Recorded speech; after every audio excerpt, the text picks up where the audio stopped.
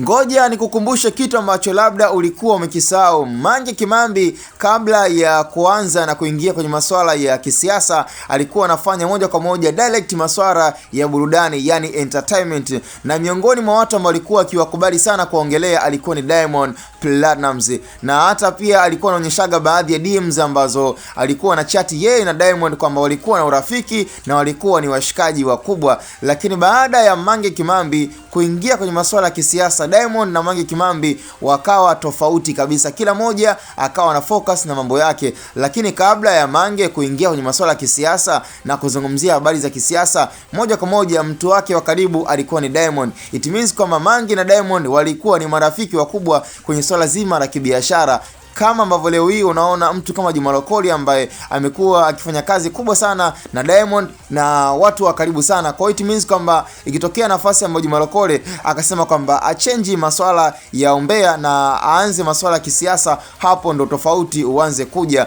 Lakini moja kwa moja kwa yanayoendelea, kuna baadhi ya Watanzania wanaanza kuconnect matukio na kuzungumza kwamba kwa nini Diamond anashindwa hata kumsaidia, hata kumchangia kiasi cha fedha yoyote cha kuhakikisha kwamba matibabu ya Mange kwa sasa yanakamilika. Kwa wale ambao taarifa tumeweza kuzipata ni kwamba pia kuhusu ishu matibabu, nafikiri kama unavyoweza kufahamu nchini Marekani, yani ishu matibabu, na hata akienda India VIP hospital, moja kwa moja matibabu yake huaga ni makubwa. Na kama unavyoelewa, Mange Kimambi kwa sasa amekuwa ni mwanamke wa nyumbani na ambaye kwa asilimia kubwa anamtegemea mwanaume wake yule mzungu. Kwa hiyo mwisho wa siku, kama ni pesa atatumia za kutosha kuhusu matibabu. Na kuhusu ishu ya mchango, kwa baadhi ya Watanzania ambao wanamuonea huruma na kuona kwa sasa hali ya Mange Kimambi sio nzuri, unaambiwa ishu ya respiratory system ya upumuaji wa dada yetu Mange Kimambi imekuwa ni changamoto. It means kwamba pengine kama labda angeishi vizuri na Watanzania,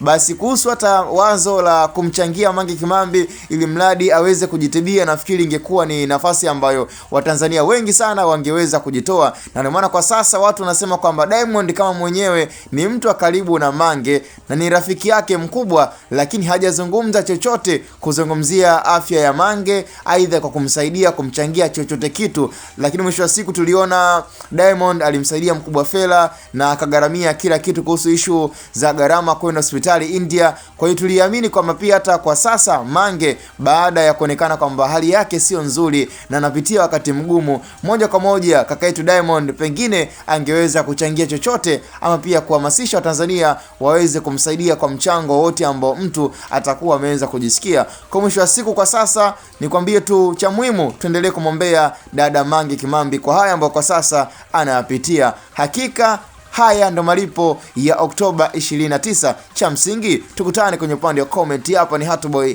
Media.